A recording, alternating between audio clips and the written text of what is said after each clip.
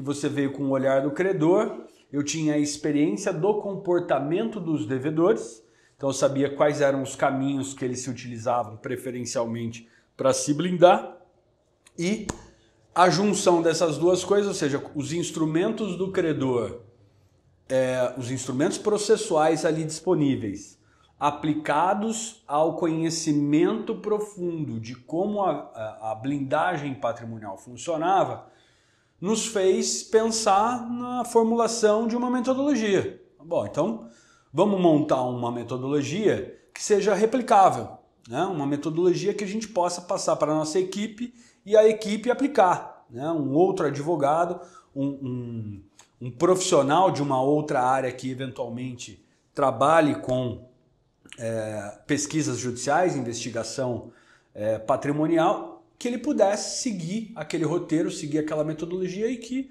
o resultado final fosse bom. Começamos a testar isso, né? Pegando casos de clientes nossos e, surpreendentemente, casos que estavam há 5, 10 anos com uma execução frustrada, com processo arquivado por ausência de bens ou devedor ausente, de repente começaram a gerar acordos, começaram a gerar receita, penhoras, bloqueio de bens, terceiros que não estavam no processo passaram a responder pelo processo e aí a gente, opa, eureka, né? Tá funcionando, né? E acho que é exatamente esse o ponto.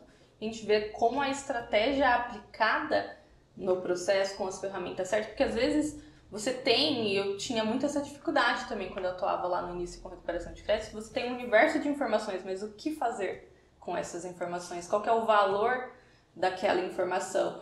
E às vezes a gente produz essas informações dentro do próprio processo, vem lá pesquisas, que o advogado ele não sabe nem sequer olhar para aquele tipo de informação, para saber onde começar a pesquisar, o que fazer a partir dali. Nós não fomos treinados na faculdade para isso, né? A faculdade nos ensina o texto legal.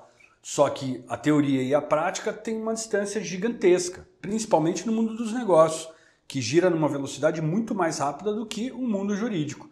Então, a gente precisava de ferramentas que nos dessem um tempo, né, de forma que a gente nos antecipasse aos passos do devedor, à blindagem patrimonial feita pelo devedor. E aí que nasceu a metodologia. Então, fomos lá, colocamos isso no papel, passamos para pessoas que não fôssemos nós mesmos, né? E essas pessoas aplicaram e deu certo. Falei, opa, aqui nós temos uma metodologia bacana que a gente pode utilizar e que dá resultado. Quando a gente discutindo sobre isso, sobre a metodologia, temos uma metodologia fechada, ótima, que o estagiário do escritório está aplicando, está dando certo. O advogado, ou seja, não exige um conhecimento prévio, uma grande experiência anterior, prévia, sobre assuntos relacionados à fraude.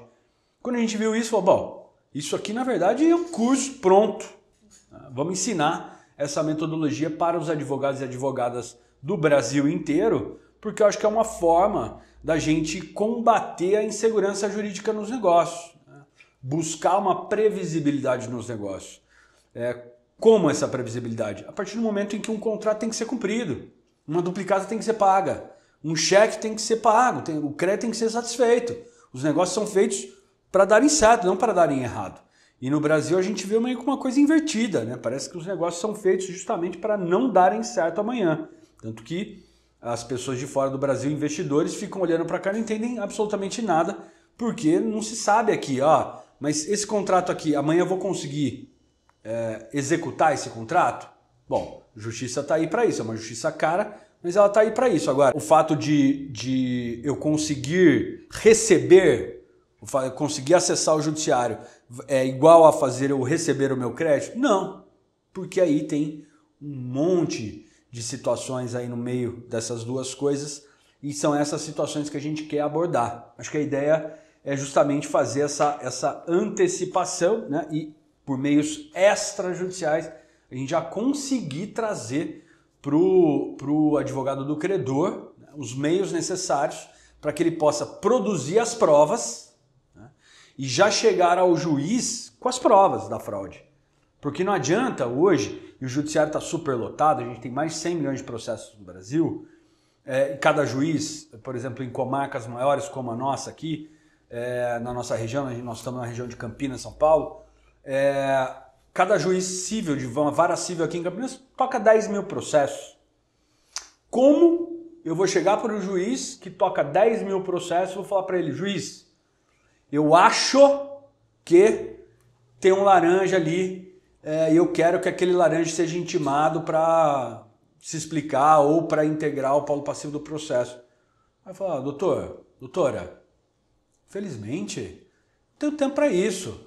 Prova lá os requisitos do artigo 50 do Código Civil, desvio patrimonial, prova lá confusão patrimonial, desvio de finalidade, que aí a partir daí eu vou definindo as medidas que forem necessárias para serem tomadas. Agora, não sou eu que vou produzir essa prova, o juiz pensa, sou eu que vou produzir essa prova. O interesse do credor.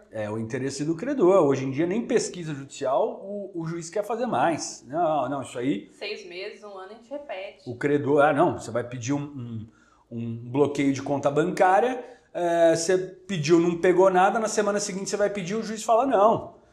Daqui a 6 meses você passa aqui de novo, a gente tenta. Como assim? A movimentação bancária é contínua, ela não é semestral, anual. Eu preciso que essa medida seja tomada de maneira corriqueira. O bloqueio, se possível, seja permanente.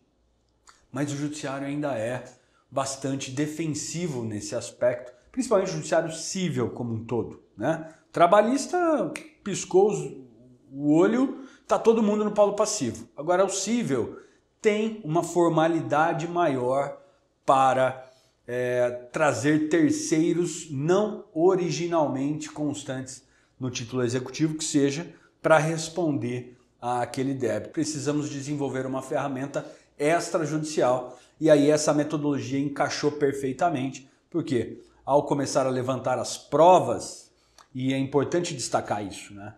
Nós trabalhamos com dados abertos. Ninguém aqui acessa nenhum dado sigiloso. Respeito total à Lei Geral de Proteção de Dados. Ou seja, são dados abertos, públicos. Esses dados estão disponíveis ao advogado. Agora, ele vai conseguir olhar e encaixar, organizar toda aquela informação para aí sim conseguir um objetivo final? Muito difícil. A importância dessa metodologia, porque com essa metodologia ele vai saber o que fazer com essa informação.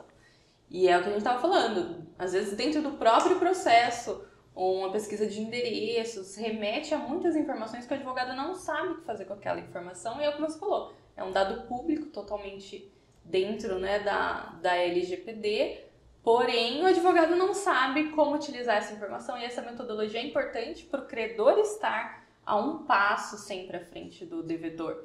E a gente vê, né, acostumados a trabalhar com o devedor, a agilidade que o devedor tem de se reestruturar. A velocidade do mercado, a velocidade do fórum. No mercado, o advogado do devedor avisou o devedor, olha, pediram a penhora da sua conta bancária. O que o devedor vai fazer?